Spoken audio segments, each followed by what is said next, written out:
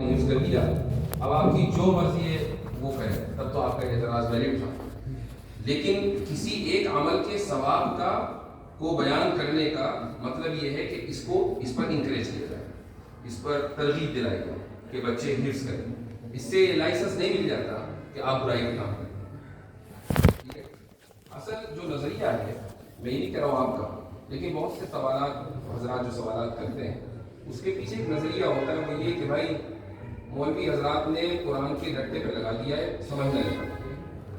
یہ ہرگز غلط ہے. قرآن کریم کی جس آیت کا میں نے حوالہ دیا وہیں قرآن کے سمجھنے کی بھی بات ہے، لیکن قرآن کی تلاوت کی بھی بات ہے. تو تلاوت کرنا ایک الگ عبادت ہے اور اس کو سمجھنا ایک الگ عبادت ہے. ایک عبادت میں اگر کمی ہے تو اس سے دوسری عبادت ختم نہیں ہوتی.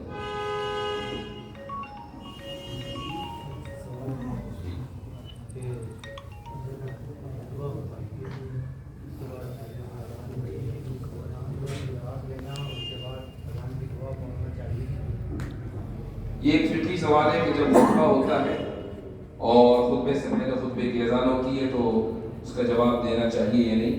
اس میں آپ کو حناف کے یہاں دونوں رائے ملتی ہیں. تو اگر جواب دینا ہے تو بہت آہستہ آہستہ دیں اور اس کے جواب دینے سے بھی آپ کو ثواب ملے گا، اور اذان کی دعا بھی پڑھیں فوراً.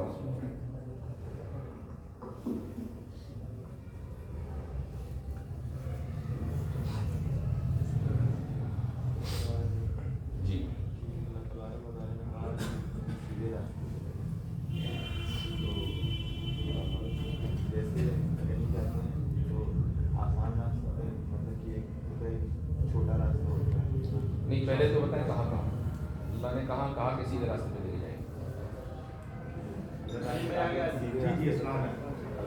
دعا مانگتے ہیں، اہدنا الصراط المستقیم، دعا مانگتے ہیں کہ اللہ ہمیں سیدھے راستے پہ چلا. اللہ نے یہ نہیں کہا میں چلاؤں گا. تو اب آپ سوال مکمل کریں. چھوٹے راستے سے چلائیں گے یا آسان راستے سے چلائیں گے؟ کہیں ہم جانتے ہیں تو کہیں جاتے ہیں تو کہتے ہیں شارٹ کٹ لے لیں گے یا ادھر چلے جائیں گے.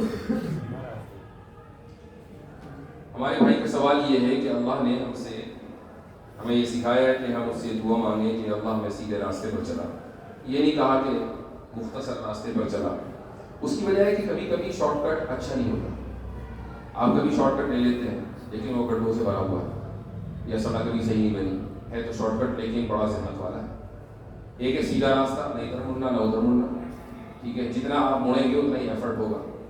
تو اگر راستہ سیدھا ہے جس میں کوئی ایفرٹ نہیں، آنکھ بند کر کے بھی آپ چلیں تب بھی سیدھے ہی رہیں گے، تو وہ زیادہ بہتر ہے. ایک شارٹ کٹ جس کے اندر ادھر مڑنا ادھر مڑنا، اور کبھی آپ نے غلط ٹرن لے لیا تو کہیں اور چلے گئے. تو اس لیے سیدھا راستہ اہم ہے، مختصر راستہ اہم نہیں ہے. آپ حال کے دنوں میں 21 حضرات کو کافی اچھا جواب دے رہے ہیں اور بہت پسند کیا جا رہا ہے. میں چاہ رہا ہوں یہاں کچھ دو ایک ایسے پوائنٹ ہم لوگوں کے سامنے آپ بیان کر رہے ہیں جو 21 کو متاثر کرتے ہیں، جو اللہ کی نفی کرتے ہیں، جو اللہ کو نہیں مانتے ہیں. یہ سوال آیا کہ 2-3 پوائنٹس ایسے آ جائیں ان لوگوں کے لیے کہ جو اللہ کو نہیں مانتے، تاکہ ہر ایک کے ذہن میں رہے اگر اس طرح کو کوئی فرق ان سے ٹکرائے. تو دیکھیں، اللہ کو نہ ماننے کی جو بنیاد ہے وہ یہ ذہن میں بیٹھا ہوا اصول ہے کہ ہم اس وقت تک کسی چیز کو نہیں مانیں گے جب تک ہم اس کو اپنی آنکھ سے دیکھ لیں. تو ایک بات ذہن میں رکھیے، اور شاید آپ میں سے بہت سو نے مجھے یہ کہتے ہوئے کہیں سنا بھی ہوگا کہ آپ خود اپنی شخصیت کو مانتے ہیں کہ موجود ہے، لیکن آپ کی شخصیت کبھی نظر نہیں آتی. نہ آپ کو نظر آتی نہ مجھے نظر آتی. جو مجھے نظر آ رہا ہے وہ تو میرا جسم ہے، جو آپ کو نظر آ رہا ہے وہ آپ کا جسم ہے، وہ آپ تو نہیں. اور اس کی دلیل یہ ہے کہ جب انسان مرتا ہے، مثلا کسی شخص کا انتقال ہوا، تو آپ یہ نہیں کہتے کہ یہ فلاں صاحب لیٹے ہوئے ہیں، یہ کہتے ہیں کہ فلاں کا جنازہ ہے، فلاں کا جسم ہے، چونکہ جو فلاں تھا وہ تو چلا گیا. فلاں کی مٹی. ٹھیک ہے، بلکہ ہم اس کے لیے جو لفظ استعمال کرتے ہیں وہ بھی انتقال ہے، جس کے معنی چلے جانا. اب اس شخص کی جان نکلی، روح فنا ہوئی اور ہم نے کہا انتقال ہو گیا. حالانکہ ابھی تو وہیں پہ موجود ہے. تو اگر انسان جسم ہوتا, صرف جسم ہوتا, تو جب تک کہ جسم منتقل نہ ہوتا تب تک کہ انتقال کا لفظ نہ بولا جاتا. تو ہم جس چیز کو دیکھ رہے ہیں وہ انسان کا جسم ہے, انسان کی شخصیت کو نہیں دیکھ رہے ہیں. شخصیت کی سواری ہے جسم, تو سوار تو ہمیں نظر ہی نہیں آ رہا, اس کے باوجود ہم اس کو مانتے ہیں کہ وہ موجود ہے. تو پھر جب ہم نے اس چیز کو مان لیا تو پھر خدا کو ماننے میں کیا حرج ہے؟ اور پھر یہ دعویٰ کرنا, یہ مطالبہ کرنا کہ ہم جب مانیں گے کہ جب ہم خدا کو دیکھ لیں, تو یہ مطالبہ بنیادی طور پر غلط ہے. اگر یہ مطالبہ صحیح ہے تو پھر اپنی بھی نفی کرو, جبکہ اپنی نفی نہیں کر سکتے.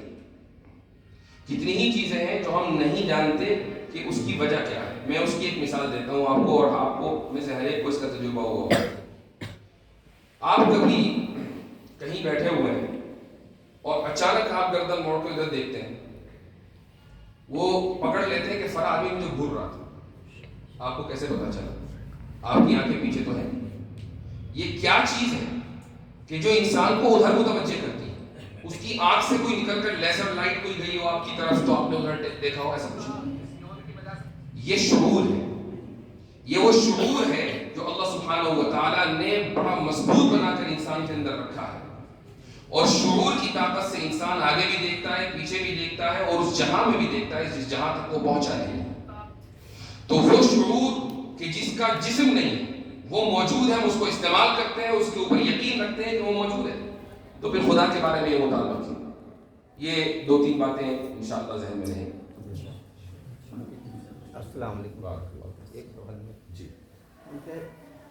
مان لیجیے لڑکپنے میں 9 یا 10 سال کی عمر سے نماز فرض ہو جاتی ہے, 9 سال کی عمر سے, تو اس کے بعد اگر بیچ میں ہماری 10-5 سال چھوٹ گئی نماز, بقیہ جو 20 سال کے بعد پڑھنے چاہیے کیا ریگولر پڑھا اللہ شکر ہے, تو اس کو کیسے بھرپائی کر سکتے ہیں؟ آپ کو یا کسی بھی شخص کو اگر یہ مسئلہ درپیش ہو کہ اس کے کچھ سالوں کی نمازیں چھوٹ گئی ہیں, تو میرا قضا تو کرنی ہے. اچھا, اور اس وہم میں مت رہیے گا کہ خالی توبہ کرنی اور چلو بھائی ٹھیک ہے, قضا کرنی ہے. تو یہ نماز چھوٹنا خود گناہ ہے, اس کی توبہ اس گناہ کی ہے کہ نماز چھوٹی ہے. اب یہ کہ اس کی بھرپائی اس طریقے سے ہوگی کہ آپ کو اتنے سالوں کی نماز پڑھنی ہے. اس کی آسانی کے لیے علماء نے لکھا ہے کہ آپ یہ ساری 5 سال کی نماز ایک دن میں تو پڑھ نہیں سکتے. تو آپ یہ کہیں کہ جو پہلی قضا نماز ہے, مثلا فجر کی پہلی قضا نماز ہے, وہ فجر کے وقت پڑھ لیں. پھر اس کے بعد ظہر کی پہلی قضا نماز ہے, وہ آپ ظہر کے وقت پڑھ لیں. اور اس طریقے سے آپ روزانہ نیت کرتے رہیں. چونکہ اب جو آپ نے مثلا 2015 کی جو پہلی فجر کی قضا نماز ہے وہ پڑھ لی, اب وہ ختم ہوگی. اب جب اگلے دن آپ نیت کریں گے پھر آپ یہی کہیں گے کہ فجر کی پہلی, تو اگلے دن کی جو فجر ہے وہ پہلی بن گئی. جب وہ ادا ہو گئی پھر اس کے اگلے دن کی جو فجر ہے وہ پہلی بن گئی. اور اس طریقے سے آپ نیت کریں گے تو آپ فجر میں فجر پڑھیں, ظہر میں ظہر پڑھیں, عصر میں عصر پڑھیں, مغرب میں مغرب پڑھیں. اور اس طریقے سے انشاءاللہ نیت کریں کہ میں 5 سال کی نماز پڑھ لوں گا, ادا کر لوں گا, تو اللہ تعالیٰ انشاءاللہ قبول کرے گا. اسی طریقے حضرت جو سجدہ تلاوت ہوتی ہے اس میں جو حفاظ کرام وہ تو بہت زیادہ سجدہ تلاوت کی آیت تلاوت کرتے ہیں, بعد سنانا ہے, پھر یاد کرنا ہے, تو بہت زیادہ ہو جاتا ہے, کبھی کبھار چھوٹ بھی جاتا ہے. تو سجدہ تلاوت کو کیسے بھرپائی کریں, وہ بھی واجب؟ یہ سوال ہے کہ سجدہ تلاوت واجب ہے. حفاظ کرام رمضان میں مثلا قرآن پڑھتے ہیں, قرآن کی تلاوت کرتے ہیں, ایک آیت کو کئی مرتبہ پڑھتے ہیں. ایک ہی مجلس میں اگر آپ سجدہ تلاوت کی جو آیت سجدہ ہے اس کو 10 مرتبہ بھی پڑھیں تو ایک ہی سجدہ آپ کو کرنا ہے. لیکن الگ الگ مجلسوں میں کریں گے تو چونکہ سجدہ تلاوت واجب ہے, تو محض اس لیے کہ میں نے چونکہ کئی مرتبہ پڑھ لیا تو اب مجھے نہیں کرنا چاہیے, ایسا نہیں. اس کی جب بھی آپ کو یاد آئے آپ کو وہ کرنا ہے. یاد ہی نہ ہو تو بس ایسا ہی ہے کہ جیسے ایک آدمی یہ بھول گیا کہ اسے نماز پڑھی یا نہیں تو اس کا مواخذہ نہیں ہوگا.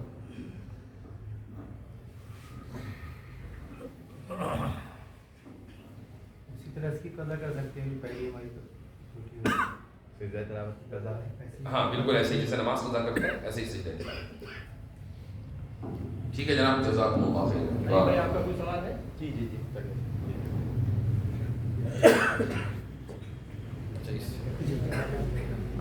ہاں یہ بات صحیح ہے. ہاں یہ اہم بات ہے, اور یہ اکثر میں کہتا ہوں بھائی فقہی سوالات جو ہیں وہ آپ مقامی مفتیان سے کر لیا کریں, وہ زیادہ بہتر ہے. اور جو غیر فقہی سوالات ہیں وہ آپ یہاں رکھ سکتے ہیں. हमारे साथ मुफ्ती यासिर नसीम साहब, नदीम साहब, हमारे साथ मुफ्ती यासिर नदीम साहब हैं, जो कि अभी हाल ही में आपने देखा होगा जावेद अख्तर साहब से डिबेट हुई होगी। मुफ्ती शमाइल साहब, आप उनके उस्ताद साहब हैं। हम आपसे ये जानना चाहेंगे कि इसी इलाहाबाद में एक प्रोग्राम हुआ था, जिस प्रोग्राम में आपने ये कहा था कि मुस्लिम राजनीति से 15-20 साल के लिए दूर हो जाएं और अपनी एजुकेशन पर काम करें। जब भी इस बात को हम सोशल मीडिया पर डालते हैं तो इस बात में एतराज़ होता है लोगों का। इस मामले में आप खुलकर बताएं लोगों को। मेरे ख्याल से उससे ज़्यादा खुलकर और क्या बात हो सकती है। जो मैंने कहा कि मुसलमानों की तवज्जो इस पर होनी चाहिए कि वो अपनी तालीम को मजबूत करें, हर तरह की तालीम को मजबूत करें। जब आप तालीमी एतबार से मजबूत हो जाते हैं तो आप नाफ़िअ बन जाते हैं, और जब आप नाफ़िअ होंगे तो कोई नुकसान नहीं पहुंचा सकेगा। लेकिन अगर हमारी तवज्जो तालीम के अलावा दीगर चीज़ों पर रही तो हमारी नाफ़ियत के अंदर कमी आ जाएगी। ये एक राय है, ये कोई फतवा नहीं है, ये कोई उसूल नहीं है। कोई इस पर अमल करना चाहे तो बहुत अच्छी बात है। और मुझे याद है कि ये बात भी मैंने 10 साल पहले कही थी, तो 10 साल तो गुजर गए। तो क्या हमने तालीम के ऊपर इतनी तवज्जो डाली? तो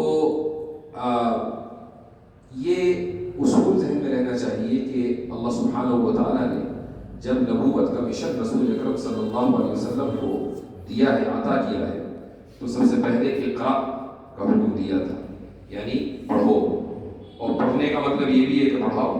आप सल्लल्लाहु अलैहि वसल्लम ने फिर उसकी तालीम दी, और वो तालीम का पीरियड 13 साल है। और उसके बाद आप अलैहिस्सलाम ने मीसाक मदीना के ज़रिए मदीने में जो सुरखरुई हासिल हुई है वो उसके बाद हासिल हुई है। तो हम जो कहते हैं और नबी करीम सल्लल्लाहु अलैहि वसल्लम की सुन्नत और नबवी मनहज को सामने रखकर कहते हैं। बाकी हर एक का अपना ज़ौक़ है।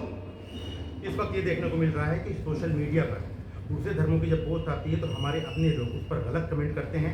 पलट कर वो शख्स हमारे धर्म को और हमारे नबी को, हमारे कुरान को गलत कहता है, तो क्या हम उसका जरिया नहीं बने? वला तसुब्बुल्लज़ीना यदऊना मिन दूनिल्लाहि फयसुब्बुल्लाह, कि तुम उन माबूदों की जिनकी वो लोग इबादत करते हैं उनको बुरा भला ना कहो। तुम कहोगे तो वो भी कहेंगे और तुम सबब बनोगे। एक हदीस में रसूल अकरम सल्लल्लाहु अलैहि वसल्लम का इरशाद है कि वो शख्स जन्नत में दाखिल नहीं होगा जो अपनी माँ को गाली दे। तो एक सहाबी ने कहा कि या रसूल अल्लाह, ऐसा कैसे मुमकिन है कि कोई शख्स अपनी माँ को गाली दे? तो आप अलैहिस्सलाम ने फरमाया कि वो दूसरे की माँ को गाली देगा तो दूसरा इसकी माँ को गाली देगा, तो ये सबब बना ना, तो ऐसा शख्स जन्नत में दाखिल नहीं होगा। तो आप अलैहिस्सलाम ने तो कभी ये तालीम दी ही नहीं कि दूसरों की तौहीन की जाए, उनका मजाक बनाया जाए। आप किसी की फिक्र से इख्तिलाफ कर सकते हैं, इख्तिलाफ करना अलग है, लेकिन तौहीन करना, बदतमीज़ी करना, इसकी कोई गुंजाइश इस्लाम में नहीं। शबरात में हमने ये देखा कि पूरी तरह से हमारे शहर में आतिशबाजी रुक गई। एक भी आतिशबाजी अब शबरात में नहीं होती।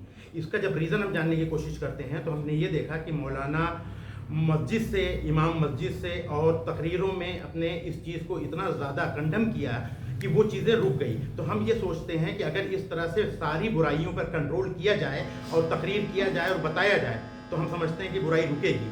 इस पर आलिम को बात करना चाहिए, लेकिन हम ये देख रहे हैं माशरे में कि बातें नहीं होती हैं, और या होती है तो बहुत कम। बातें होती हैं और खूब होती हैं। शब बारात में जो पटाखे छूटे हैं उसमें एक रीज़न ये भी है कि उसमें पैसा लगता है। ठीक है, तो उलमाए दीन ने इसके ऊपर तवज्जो दिलाई, लोग इससे बाज आ गए। इसी तरीके से हर तरह की बुराई पर उलमाए दीन तवज्जो दिलाते हैं। आखिर क्या वजह है कि लोगों को ये पता चला कि फला बुराई, ये उलमा की तवज्जो दिलाने ही से तो पता चला। तो वरना तो लोगों को ये भी ना पता चलता कि फला बुराई, ये मस्जिदों से ही पता चलता है, ये मदारिस से ही पता चलता है, ये मुफ्तियान इकराम के फतावा से ही पता चलता है। हाँ, ये बुराई आहिस्ता आहिस्ता मुआशरे से ख़त्म होती है, जल्दी ख़त्म हो जाती है। तो हर इंसान को अपनी इस पूरे एफर्ट में अपना हिस्सा डालना चाहिए। आपके हिसाब से मौलाना जो डिबेट पर जाते हैं उनको जाना चाहिए?